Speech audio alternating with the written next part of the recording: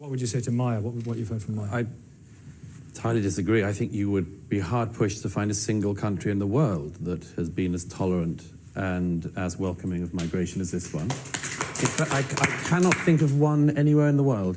I've travelled widely, not just on our continent, but across the world, and I can assure you that if the numbers that came into this country over the post-war period up to now had gone into any other country in the world, we would be seeing a very different response. And I think this is a knee-jerk assault on the British people, which is continuing and should stop. We were talking earlier about some of the economic implications. The economic implications of globalization include the possibility that people born in this country, at the same time as somebody in this country has a child, they are competing with dozens of other children around the world to get to the lifestyle benefits that people across the world would dream of and which people in this country think is their birthright. And that's changing. And that's going to change across all sorts of parts of the developed world. And one of the things that makes that change far, far more painful is the idea that it will happen simultaneously with an assault on their identity. Because people can potentially take the stagnation of wages, they can potentially take the living standards questions, but if at the same time you say, oh, and by the way, maybe we don't always say you're racist, but we sort of imply it, then I think you're going to build up a lot of problems for the future. And by the way, very quickly on your 1970s point, one of the things about migration is it takes a long time for that effect to happen. If you look at the opinion polls on migration in this country that followed the influx after the Blair government, it took time for people's attitudes to, as it were, harden on migration, precisely because the impact of that migration takes the time to happen. So as well as it were, misrepresenting the facts, I think you just have to be extremely careful not to say, this country, which is, as I say, the most tolerant country in the world, is in fact the most bigoted, because if you travel anywhere around the world, you will see a very different picture. I think Douglas makes a very important point there. This point about tolerance is as far as I'm concerned, part of the problem. For decades, people have been told to put up with people, and there's never been a concerted explanation to demystify difference. So people have been told, put up with that person living down the street. They're different from you, they've come from a different country, maybe they cook a different cuisine. Put up with them. What if they have? Can I ask you something, because this comes to the heart of what so many people are debating at the moment, and it's actually at the heart of Douglas's book, and we'll get his response to it in a moment. What if they have a fundamentally different set of values, social values? Because we've come through, well, it's the 500th anniversary of the Reformation this year. We've had that, we've had the Enlightenment, we've had the Age of Reason. It's been a long road to where we are today for our, broadly speaking, liberal values. What if people are inimical to those? So firstly, we need to look at the fact that the history of Britain is one of my people coming in and out of the country. So this idea that values exist in this kind of hermetically sealed unit of the nation state quite clearly isn't true. If you look at David Olusoga's Black Britain, you'll see that over 2,000 years, people have been coming in and out of this country, contributing ideas and to social change. And what I would like to be answered on this question of social values, what are the social values? What are the social values that we feel are at risk by migration? Let's pinpoint them particularly because this is consistently talked about from the right, and it's never quite clear. I can do. Firstly, on your point about the constant movement, actually, the movement into these islands in particular has been really minimal what was the biggest event over the last millennia? The Norman Conquest. About a 5% population shift as a cause of the Norman Conquest. So this idea that, as it were, the movement has been perennial. Also, the movement that you're talking about most of the time is movement from France with the Huguenots, for instance, Protestant French people, or movement from Ireland into what we now call mainland Britain. That is not the same as somebody from Eritrea or Ghana or Myanmar moving in to live in Salford. It's a totally different movement, and you should admit that. What's so different about people from Eritrea, Myanmar, and my God, you can't have gone anywhere. Specifically, you can't have gone anywhere. If you honestly have to ask that question, it is a simple statement of the obvious that countries and cultures have differences. What it doesn't mean specifically what are the cultural specificities? I'll give you the history lesson. This country has, throughout most of its history, been for instance, a Christian country. It has been, I'm not a practicing Christian myself, but it has been historically a Christian country. It's been particularly a Protestant Christian country. With views, if I may just finish, you see, you asked me to define something, and then I try, and then you talk. You have you're being very rude, institutions. You have Douglas. institutions realise that, you're for being instance, very rude. epitomise the country. In this country, the institutions that epitomised our country were an established monarchy, for instance, the establishment of Parliament, the establishment of the judiciary and of the law courts, the establishment of the great educational institutions. A whole set, I could go on and on. Now, see, one of the problems is, whenever people say, well, what is this thing that you call Britain? We have an identity. It's forever being put on a psychiatrist's couch now and being deconstructed. But we have an identity just as other people have an identity. We don't have to war or hate each other, but we should recognise it exists. Okay, Myra, we'll come back to you. Just hold fire just a second. Let's all... Okay, Guy.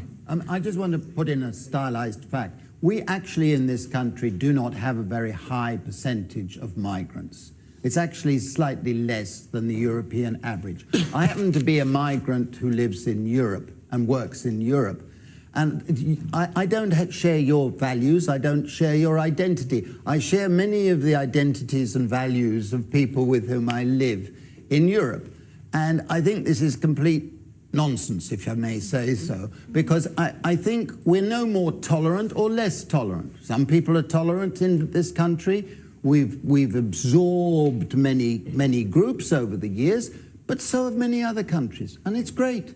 It's great. Well, no, it isn't great. So the gentleman who just spoke there, I don't agree with him at all. Now, that may be his anecdotal evidence that he doesn't see much of a difference, but I just don't see that happening. I mean, if he's basically out there, okay, with white Europeans mainly inside there and a few smattering of migrants or other people from other nations, maybe he doesn't see it as much. But the changing is there. And there has to be something that you call British. There's something that has to be there that you would call American. If somebody comes here to the United States of America, you know what? There's a certain ideals and beliefs that we have. We should believe fundamentally that America comes first.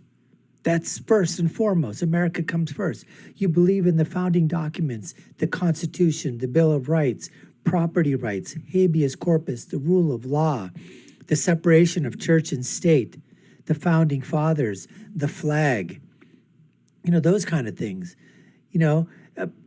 People want to talk about, so those are the things that you can coalesce around, nation, nationality. Now, of course, for example, nobody other than, you can't, like I can't become Chinese. I can't become Japanese. I could go to China, I could go to Japan, depending upon their rules and regulation and laws, stay there long enough, I could get a Chinese passport. I could say I'm a citizen of China or a citizen of Japan, but I would never be Chinese or Japanese. But a Chinese person, a Japanese person can certainly come to America, can certainly go to England, get their passport, and now guess what? They're called British. If they're proud, they're going to say, I'm British, I'm American. And then after that, I don't like to use hyphenations. I don't like to say Italian American, Chinese American, Japanese American, Indian American. I don't use that nomenclature at all. I like to say you're an American first. And then if you want to hyphenate yourself, ethnicities, and you got 3 or 4, you could be Portuguese, Italian, Spanish, and Indian. Okay, pick one, but you're first American. And then go down the line with the hyphenations. That way we're all one people. Now, you can have differences among people, just like a family, and that's fine. But on the core values of the institution, what is it? For example, you have people coming from Africa that have a completely set of different values, different culture. Egypt, Syria, Jordan, Lebanon, Middle East, Israel, India, Pakistan, Burma, Saudi Arabia. I'm just saying, suppose, for example, somebody comes from Saudi Arabia, comes to Britain and decides to tell everybody that, and starts telling everybody in the community, everywhere else, women aren't supposed to drive, and starts to push that. You're going to say, what the hell are you talking about? What type of values are you bringing? We don't want those Saudi Arabian values if you're saying that women can't drive. I don't care if you think it's a religious thing then that's not supposed to be done either, because it's supposed to be separation of church and state. These are the things that people are talking about. When Douglas was talking about the identity of being British in the monarchy, the parliament, the structure of rule and law, the language, the laws, the government institutions, the scholastic institutions, colleges, universities, all of this sprung up. The liberal arts, all of this, the writings, it's all part of what we want to call Judeo-Christian philosophy, at least here in the United States of America. This is what makes a nation, the values that it puts together. And as you get more and more, if you get that immigration that puts in with no integration, it starts to water that down because the people that are coming in don't embrace it because they just haven't had enough time because there's further immigration coming in. People behind, people behind, people behind. Anyways, folks, that's what we have in store for you today. Douglas Murray, along with others here, asking about the question, globalization, how does that affect a nation and its values? You're watching the Dr. Nasir Shaikh Show. I'm your host, Dr. Nasir, where I give you my political prescription from my political perspective, what happens when you get all these things colliding together. Let's get back to the interview right now.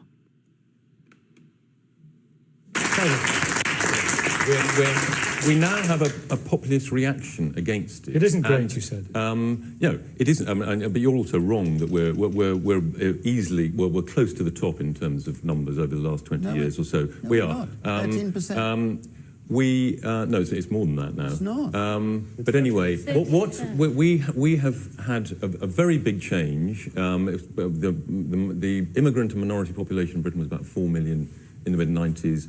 It is now closer to 11 million. I mean, and in many places this has led to a great change. But at the same time, and people in all places at all times are hostile to large-scale immigration. We just have to be realistic. You know, people prefer similarity and familiarity and stability in their lives. I mean, that's just a fact of life. But at the same time that the numbers have been going up and the anxiety and the wariness about it has been going up, racial hostility, racist attitudes have been going down. I've just written a book about the value divides in British society. You look at the British social attitude surveys on all the great things. That's what I was hinting at earlier on. Our social attitudes have changed enormously in the last 40 years. A massive liberalisation, a great liberalisation has gone on over sexuality, over gender, and over race too. And I think that there's something else we have to remember. I mean, we have an absolutely in-your-face globalization. Now, it's one thing if your factory closes and moves to China or Myanmar, is one thing. But when that happens, and then a whole different population from you is imported in your country to compete with you in your own place, that is a very, very big difference. Let me pick you up on something, if I may. Let me pick you up on something, if I may. I just want to wind it back to something you said there about the fact that we've had a huge liberalization process in this country.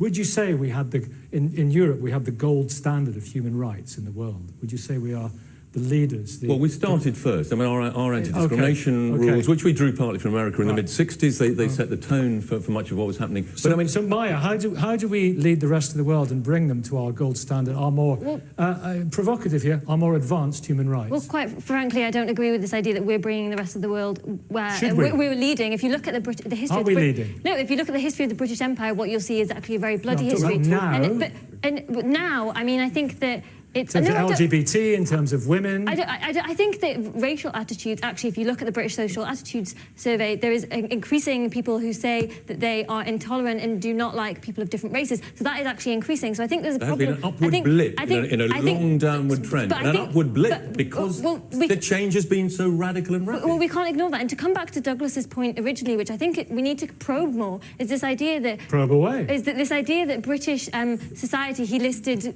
the monarchy, he listed Parliament, that is somehow under threat from people from Eritrea, Ghana and Myanmar. That's not clear to me how that's the case. You've listed all these institutions, but you haven't really explained exactly what it is that is under threat from these people. Quick answer from Douglas, because he has to answer that, because he's had a direct... He's had a direct challenge there, and then Sam, I'm going to come to, and Linda, I'm going to go Linda first, then Sam, but Douglas, answer that direct challenge from Maya. You can do it on all sorts of things. You can do it on historical attitudes, or you can do it on, for instance, current social attitudes, which is, I'll throw out as one example. And take an example that Nikki just cited of tolerance. I think we agree in Britain that we're a tolerant country. We're meant to be a tolerant country. We try to be a tolerant country, and so on.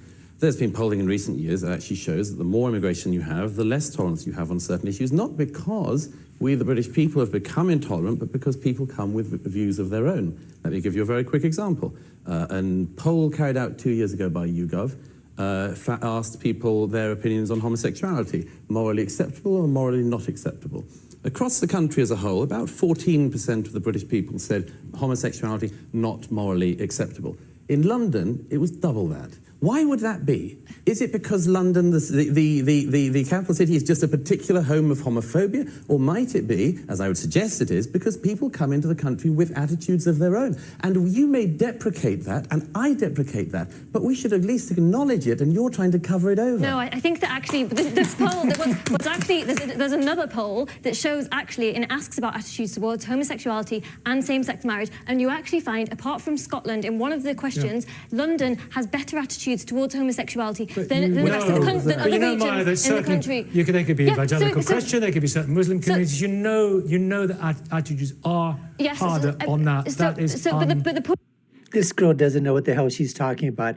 If you did that within the African community that comes over, okay, from sub-Saharan Africa, they are very opposed to homosexuality and homosexual liaisons and gay marriage and whatever, all right? Both from a cultural viewpoint and both from a religious standpoint. The same thing is going to happen from people coming from the Mideast, people coming from India, people coming from Pakistan, Muslims coming from out there, some of the Eastern Orthodox, Christian religions, coming, from Poland and the Slavic countries. Also have they bring a whole bunch of other things too with them too. The treatment of women. In terms of, male superiority, they're thinking male dominance in society, those very misogynistic ideas of men over women coming from these areas. So this girl, nobody wants to talk about it. And I don't know why Douglas should have just gone right there for the jugular and talked. He did with the homosexuality thing, but where about the things with the equality of women's rights? And people coming from all sorts of other areas in terms of all kinds of things. What about the people coming that don't want to be, gambling, don't want drinking, the other vices, all kinds of things? It's just, there are issue after issue after issue. We're not talking about foods. People coming with different foods. Oh, I don't like Chinese. Okay, well, I'm not going to eat, I'm not going to eat sushi because I don't like it. No, we're not talking about that. We're talking about people's values and the things that they culturally were inculcated in them since birth. And then when they come over to a new country, they start to inculcate those same values and cultures, into their children. And depending upon the integration that they have within society, if they keep to their own kind, the majority of the time, their kids are basically raised the same way. They don't have any outside influence. They don't go into a major university. They stick around in the same, locale. Don't go on to higher education. That's just going to perpetuate on and on and on. My point is that Douglas is citing this poll, but there's counter evidence to that. And I just want to make a broader point that yes, there are some attitudes that I don't agree with, such as homophobia. Yeah. I think that we should be challenging those, because if you go back to the late 1980s, even Margaret Thatcher was saying that our traditional children were being taught traditional moral values, were also being taught that they had an inalienable right to be gay. And that led to the Section 28. So the point is, social attitudes do change, and you should be encouraging other people to change. Wait a minute, okay. People will make up. Very interesting discussion there between Douglas and the other people in the audience. We're going to get some other clips and go for some more in terms of what Douglas Murray's there. But in the meantime, folks, we appreciate taking the time to watch this video here. You're watching the Dr. Nasir Shaikh Show. I'm your host, Dr. Nasir, and if you haven't done so already, we'd love for you to subscribe to our channel. If you found it was of value to you and entertaining, comment down in the section below. If there's any other people that you'd like us to sort of find out on the internet, seek them out and give our reactions and analysis on that, tell us in the comments. Like, share, and follow us. Y'all know what to do. Take a look at our other video links above and below. My final thought is always, when you're right, and when you're left, you're wrong. Until next time, folks, take care and stay safe.